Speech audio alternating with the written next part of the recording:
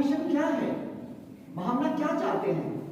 महामना जो देश निर्माण के लिए आगे बढ़ते हैं, जो अपने लिए कम और देश के लिए अधिक सोचते हैं, जिनके अंदर नहीं हो स्वार्थ की भावना और जिनके अंदर आ गई निस्वार्थता की भावना, परमार्थ की भावना, उसे कहते हैं महामना।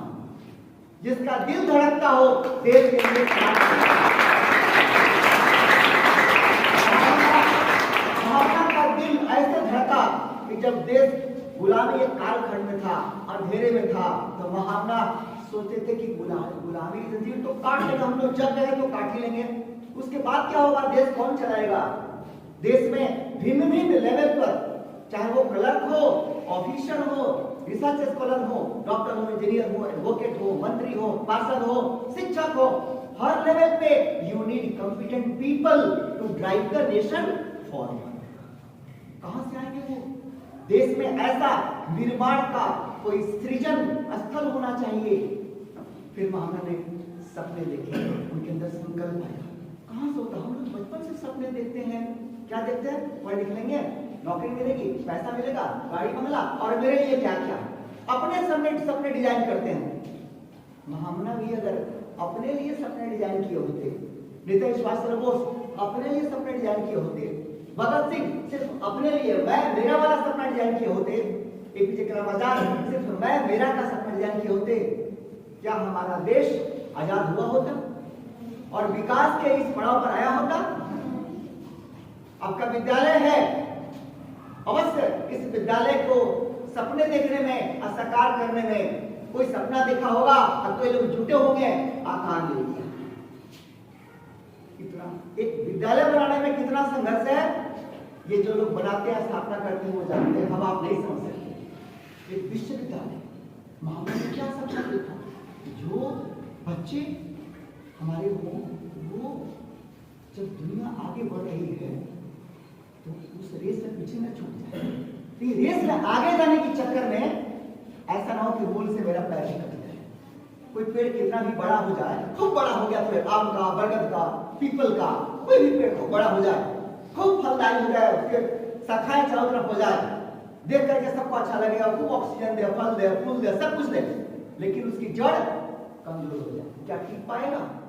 महामना चाहते थे हमारे बच्चे सबल बने, वो विज्ञान को भी जाने और जो सृष्टि, ये प्रकृति का विज्ञान भी जाने और संस्कृति का विज्ञान भी जाने।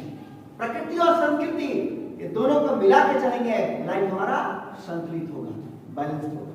अभी आपके प्रबंधक महोदय बहुत ही सुंदर बात बता रहे हैं कि गीता की शुरुआत में ही जो चैप्टर है अर्जुन विषाद योग, और गीता जब हम पढ़ते हैं तो तमाम तरह के जो अपसेट्स आते हैं हमारे माइंड को हिट करते हैं, हमें स्ट्रेस में आते हैं, कई बार होता है कि कर्तव्य विमूढ़ हो जाते हैं।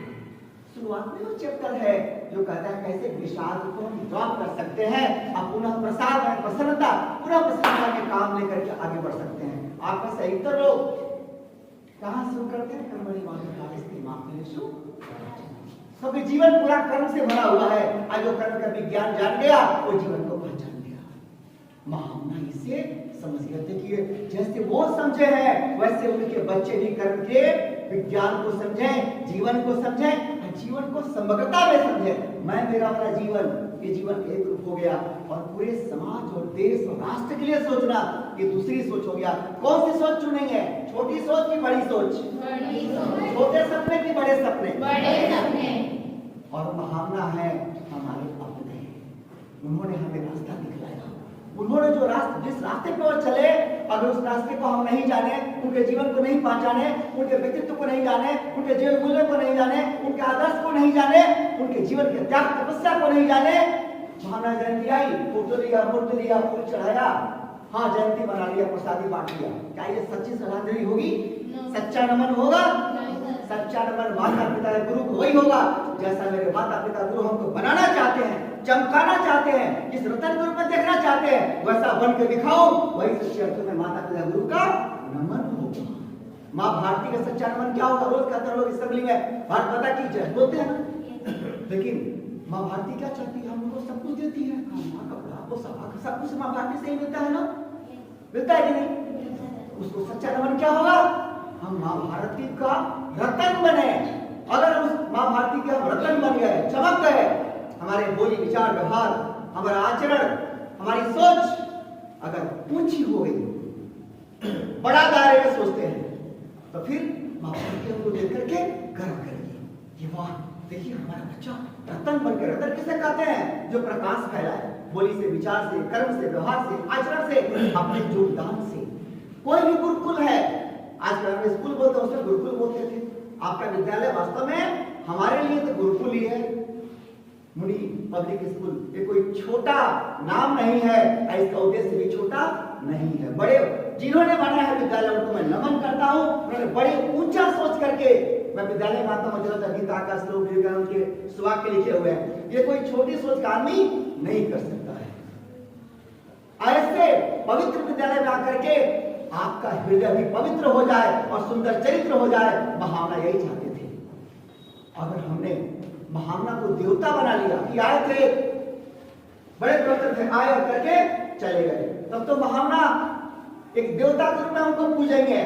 कहते हैं देवता की पूजा भी दिव्य बन के करो, भगवान की पूजा भी भगवतमय बन के करो। भगवान निर्मल है, निर्वासनिक है, भगवान सबके प्रति करुणा प्रेम श्रद्धा रखते हैं, सबको अपना मानते हैं, भगवान सबका केयर करते हैं और हम भगवान के भक्त हैं, रोज माला करते हैं, लेकिन समाज से कोई मतलब नहीं है, समाज के लिए कुछ नहीं करते हैं। तो हमारी पूजा आंशिक हो गई।